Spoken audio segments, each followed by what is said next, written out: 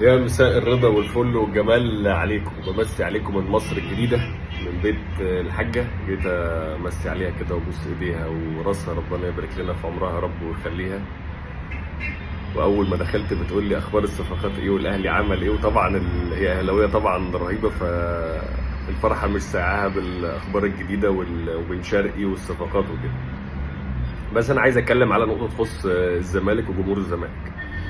جمهور الزمالك ليه مليون حق انه يزعل ويتضايق ويغضب بكل المعاني اللي في الدنيا، وليه حق ان يلوم مجلس الاداره بشكل كبير جدا جدا جدا. هتقول لي بس المجلس ده قابل تحديات، وانت نفسك يا ابراهيم قلت ان المجلس ده كان محمل بتركه مثقله بالكوارث والتحديات. كل ده سليم وما فيهوش اي مشكله خالص، وما برجعش فيه تماما وما زلت بقوله.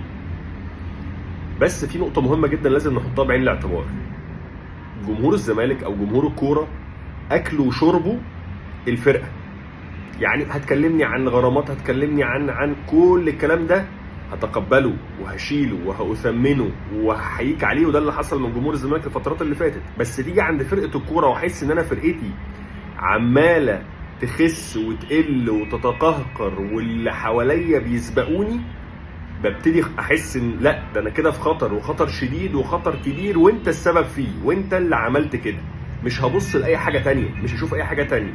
زود على ده بقى لما الاقي ان المنافس بتاعي اللي هو بالنسبه لجمهور الزمالك الاهلي بيجيب واحد من اجمد اللعيبه اللي مشوا من عندي، وكنت انا طاير بيهم السما وكنت بموت فيهم وبعشقهم، ولعيب جامد جدا وصفقه جامده جدا، اللي هو مين؟ اشرف بن شرقي. زود عليهم سبب ثالث، ان المجلس ده لما عرف نفسه بالجمهور عرف نفسه على ان هو مجلس جايب معاه كل حلول الزمالك، وتكوينه بيضم مجموعة من الناس اللي عندهم من العباءة والغطاء المالي اللي يسد المفروض كل أعباء الزمالك. ده في وجهة نظر جمهور الزمالك. مش راجل أعمال تعالى بقى ادفع وخلصني وظبطني، خليه يبقى عندي شوية صفقات أعرف أتسند عليها وأعرف أنافس بيها. مش لا عارف أجيب صفقات، ولا عارف أجدد للعيبة اللي موجودة، ولا عارف أحافظ على مدرب كان موجود معايا. كل الأمور دي لما تحطها عند المشجع اللي بيفكر بعاطفته مش بعقله، بيفكر دايما بالعاطفه، عايز يشوف فرقته في احسن حاجه، يبقى تدي لجمهور الزمالك مليون الحق انه يزعل.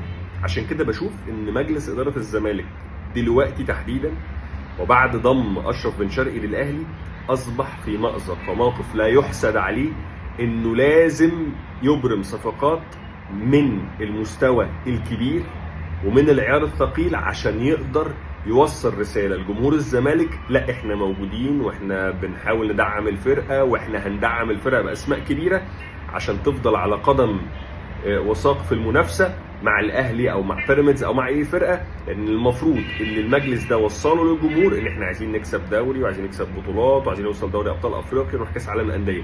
فانت لازم تبرهن للجمهور على المعطيات والاسباب اللي توصلك للاهداف دي. مساء الورد عليكم.